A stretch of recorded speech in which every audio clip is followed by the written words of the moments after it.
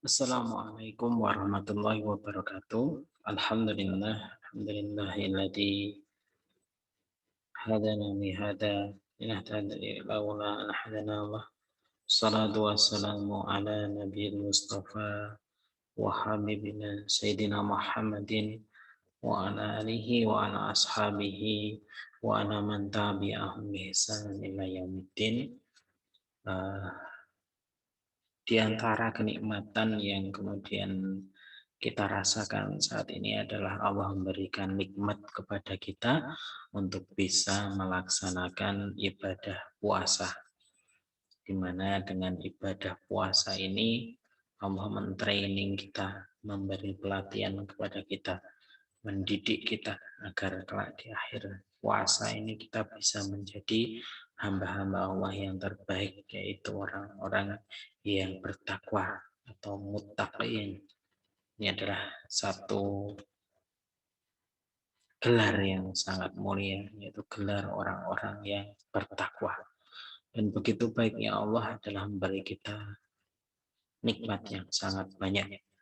Maka suatu kewajiban bagi kita untuk kemudian beradab dengan adab yang mulia kepada Allah Subhanahu wa taala. Kalau kita menghitung nikmat yang Allah berikan kepada kita, maka tidak akan pernah bisa kita menghitung nikmat Allah Subhanahu wa taala.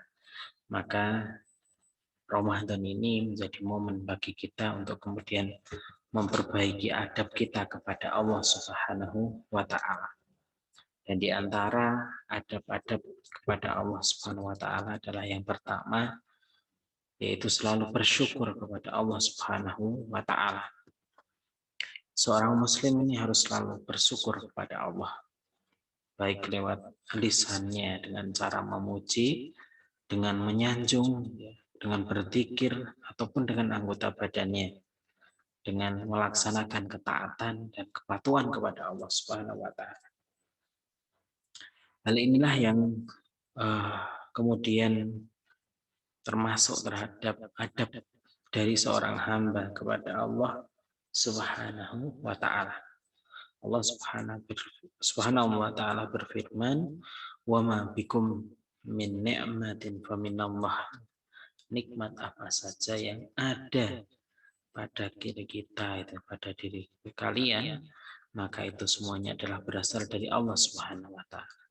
Yang kecil atau yang besar, semua nikmat itu adalah datangnya dari Allah Subhanahu wa taala.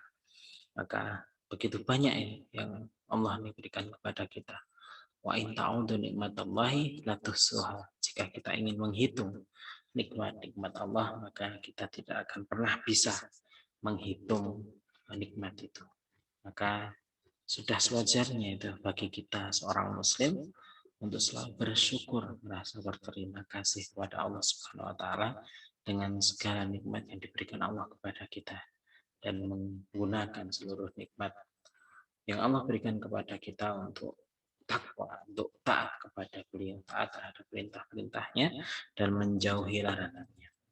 Kemudian adat yang kedua adalah muraqabatullah, di mana puasa ini mengajarkan kepada kita untuk merasa diawasi oleh Allah Subhanahu wa taala. Setiap muslim harusnya selalu meyakini bahwa Allah selalu mengetahui dan memperhatikan apa yang dilakukannya. Seorang muslim ini harus selalu merasa bahwa dia selalu diawasi oleh Allah Subhanahu wa taala, sehingga hatinya ini senantiasa takut, senantiasa merasa diawasi, merasa khauf, merasa takut, sehingga dia merasa malu jika dia berbuat durhaka, berbuat maksiat kepada Allah Subhanahu wa taala. Dengan demikian seorang muslim ini akan selalu merasa malu dan malu ketika dia mau bermaksiat kepada Allah Subhanahu wa taala. Allah berfirman dalam surat An-Nahl ayat ke-19, A'udzubillahi minasyaitonirrajim. Wallahu ya'lamu ma tusiru wa ma tu'linun. dan Allah mengetahui apa yang kalian rahasiakan dan apa yang kalian lahirkan. Allah mengetahui semua rahasia-rahasia hati kita, gerak-gerik hati kita, bisikan hati kita. Allah mengetahui. Apalagi kemudian gerak-gerik kita, gerak tangan kita. Di puasa ini kita diajari. Semuanya kalau kita mau minum itu sangat mudah gitu. Tinggal masuk dapur minum atau mungkin masuk kamar mandi atau ketika wudhu gitu. Tapi kita takut karena kita merasa diawasi oleh Allah Subhanahu wa taala, dan tarbiyah dari puasa ini adalah merasa kita muraqabatullah, merasa selalu diawasi oleh Allah Subhanahu wa taala. Kemudian ada berikutnya adalah berserah diri, berlindung kepada Allah Subhanahu wa taala. Seorang muslim ini harus selalu menyadari bahwa tidak ada tempat berlindung dan bersandar kecuali kepada Allah Subhanahu wa taala. Sehingga seorang muslim ini akan selalu menyerahkan diri kepada Allah, tunduk di hadapan Allah, serta menyerahkan segala persoalan dan pasrah hanya kepada Allah Subhanahu wa taala. Ini adalah adab dari seorang hamba kepada penciptanya. Allah Subhanahu wa taala berfirman, "Ma min dabatin illa huwa akhidun bin nasiyatiha." Tidaklah ada suatu binatang apapun melainkan Allah lah yang memegang ubun-ubunnya. Maka tidak ada yang membahayakan jika Allah tidak berkehendak. Tidak ada yang bisa memberi manfaat jika Allah tidak berkehendak memberikan manfaat. Maka sekali lagi, seorang muslim berlindung dan berserah diri hanya kepada Allah Subhanahu wa taala. Itu adalah adab yang ketiga kepada Allah Subhanahu wa taala. Kemudian ada berikutnya adalah kita sebagai seorang muslim harusnya selalu merasa betapa luasnya rahmat Allah Subhanahu wa taala. Ini kita harusnya selalu merasa menyadari betapa luasnya rahmat dan kasih sayang Allah Subhanahu wa taala kepada seluruh makhluknya, bahkan kepada hewan melata ya. Kalau dulu ketika kecil tuh di main di kebun itu, di pohon bambu itu dalam itu kadang ada binatang apa namanya itu ya. Nah itu bisa hidup ya. Itu rapat, pohon bambu itu rapat, tapi kok dia bisa hidup, dari mana dia masuk, dari mana dia mendapat makanan. Itulah salah satu rahmat yang diberikan Allah kepada makhluknya. Maka Allah berfirman, wa rahmati wasi'at kulla syai'in. Maka rahmatku, rahmat dan kasih sayangnya mencakup seluruh segala sesuatu. Itulah kasih sayang Allah. Makanya kemudian kita harus selalu merasa bahwa rahmat dan kasih sayang Allah itu begitu luasnya, ya. Sehingga jangan pernah kita merasa berputus asa dari rahmat dan kasih sayang Allah Subhanahu wa taala. Kemudian adab yang berikutnya adalah menyadari bahwa azab Allah itu begitu pedih. Kita sebagai seorang muslim tentu harus selalu menyadari betapa pedih siksa dan azab Allah, betapa keras pembalasan Allah, dan betapa cepat hisabnya. Dengan demikian, seorang muslim ini akan selalu takut dan bertakwa kepadanya dengan cara selalu menaati dan menjaga diri dari perbuatan-perbuatan dosa atau bermaksiat kepada Allah Subhanahu wa taala.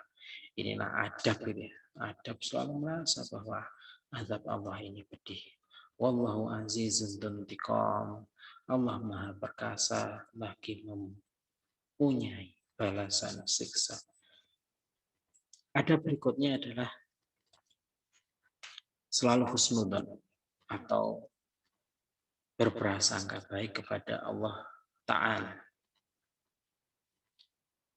Seorang muslim ini meyakini bahwa ketika dia bermaksiat, kepada Allah dan keluar dari ketaatan kepadanya, seakan-akan janji dan ancaman Allah itu ada di hadapannya. Azabnya telah turun dan sanksinya telah datang menimpa dirinya. Demikian pula ketika seorang muslim ini berbuat ketaatan kepadanya, kepada Allah Subhanahu wa taala, dan mengikuti perintah-perintahnya dan menjauhi larang-larangannya, seakan dia melihat bahwa janjinya, janji Allah ini telah benar-benar diwujudkan di hadapannya. Nah, husnudon kepada Allah Subhanahu wa taala, berprasangka baik kepada Allah Subhanahu wa taala, ini adalah bagian dari adab kepada Allah Subhanahu wa taala. Ada berikutnya, adab kepada Allah Subhanahu wa taala adalah meyakini, selalu meyakini bahwa janji Allah itu pasti benar. Allah Ta'ala telah berjanji akan memberikan balasan kebaikan bagi orang-orang yang taat, beriman, beramal soleh. Sebaliknya Allah akan mengadab orang-orang yang berbuat durhaka kepada Allah Subhanahu wa taala. Maka itu pasti akan terjadi. Pasti akan terjadi. Maka seorang muslim ini meyakini dengan sungguh-sungguh bahwa janji Allah itu benar, dan ini adalah adab kepada Allah Subhanahu wa taala. Demikian mungkin perjumpaan kita pada kesempatan kali ini, semoga bermanfaat. Wallahu a'lam bishawab. Assalamualaikum warahmatullahi wabarakatuh.